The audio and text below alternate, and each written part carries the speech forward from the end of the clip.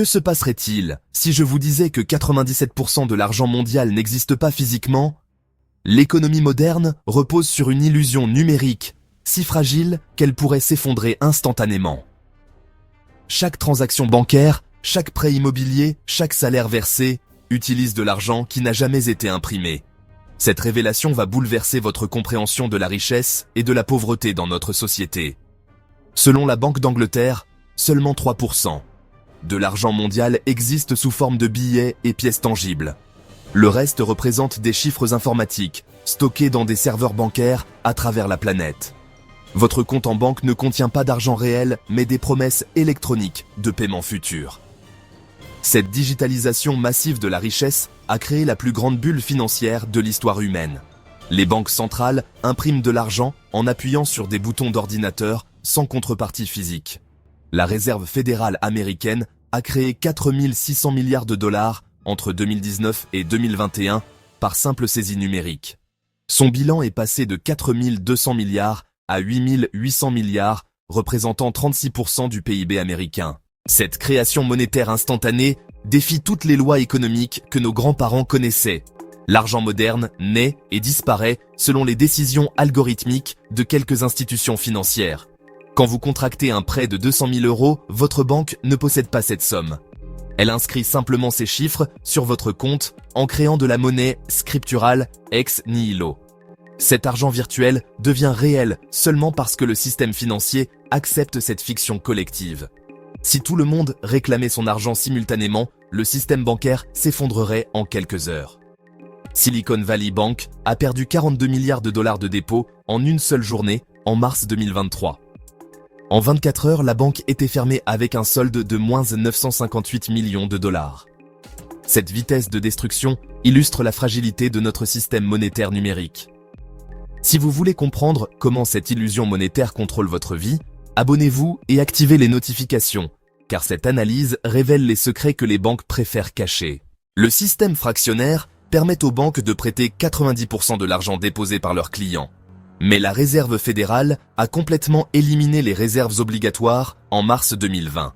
La Banque centrale européenne n'exige plus qu'1% de réserve contre 2% à la création de l'euro. Cette multiplication monétaire génère des profits colossaux sans risque pour les établissements financiers. Les intérêts prélevés sur cet argent inexistant représentent un transfert de richesse des emprunteurs vers les banques. Votre carte bancaire ne fait que déplacer des nombres d'un compte informatique vers un autre. Aucun billet ne change de main lors de 84% des transactions commerciales selon la Banque des règlements internationaux.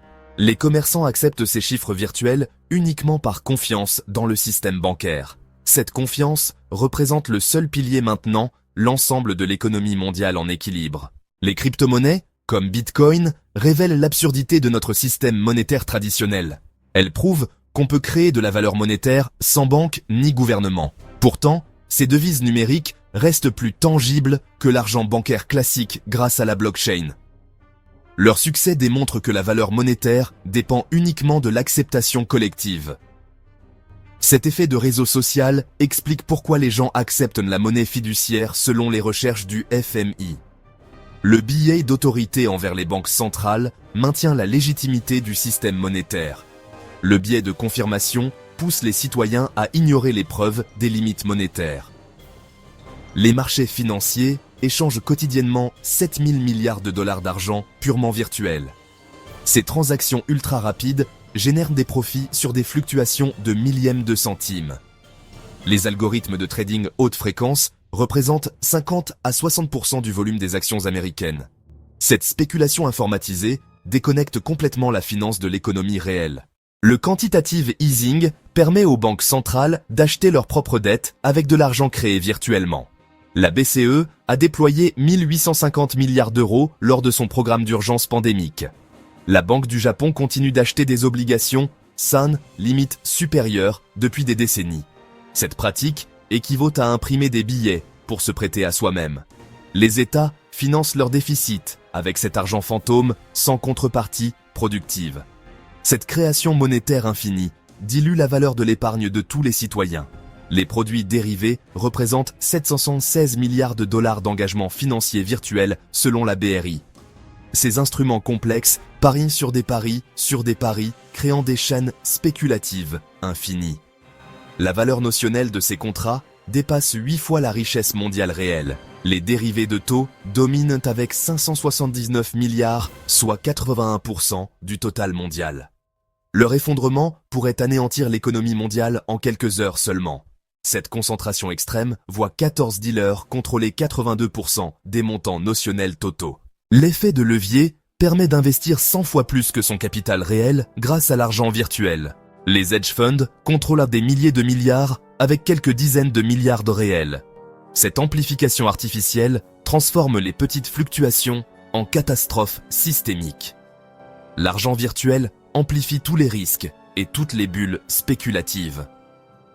Les banques centrales coordonnent secrètement la création monétaire mondiale pour maintenir l'illusion. Leurs décisions de taux d'intérêt affectent instantanément des billions d'euros d'argent numérique. Ces institutions non élues contrôlent la richesse de milliards de personnes par simple manipulation informatique. Leur pouvoir dépasse celui des gouvernements démocratiquement élus. La monnaie numérique des banques centrales menace de remplacer définitivement l'argent physique. La Chine a traité 7000 milliards de yuans numériques depuis 2020 avec 260 millions de portefeuilles. Le $100 des Bahamas n'a que 2,1 millions en circulation malgré 3 ans d'existence. Ces CBDC permettraient un contrôle total des dépenses et de l'épargne des citoyens. Chaque transaction serait surveillée, tracée et potentiellement bloquée par les autorités. L'argent programmable pourrait imposer des dates d'expiration sur votre épargne personnelle. Les bulles immobilières naissent de l'argent virtuel prêté massivement pour des biens tangibles.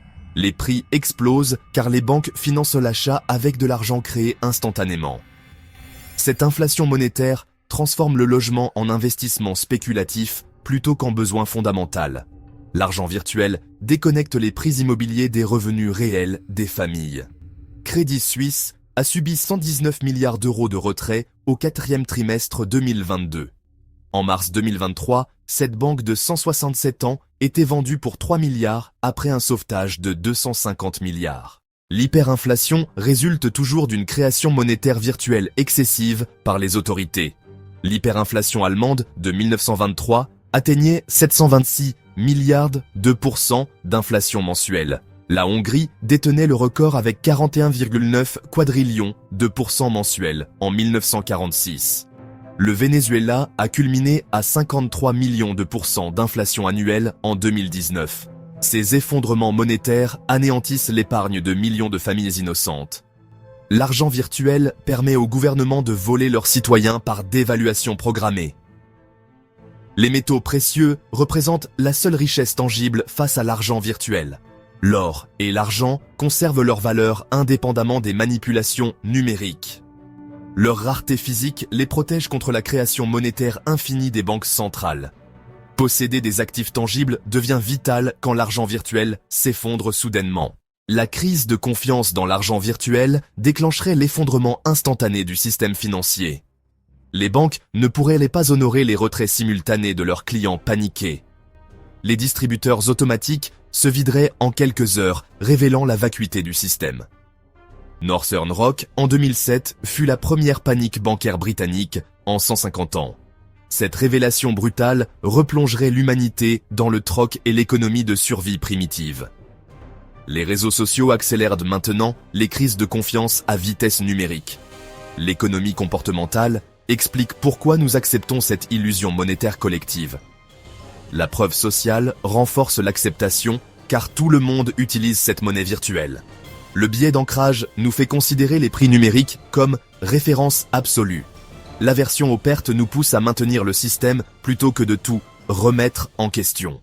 L'effet réseau rend difficile l'adoption d'alternatives car la valeur monétaire dépend de l'usage collectif. Cette psychologie de masse transforme une manipulation technologique en acceptation généralisée. L'argent virtuel a créé l'illusion de richesse la plus sophistiquée de l'histoire humaine. Cette manipulation collective enrichit une minorité financière aux dépens de milliards d'innocents.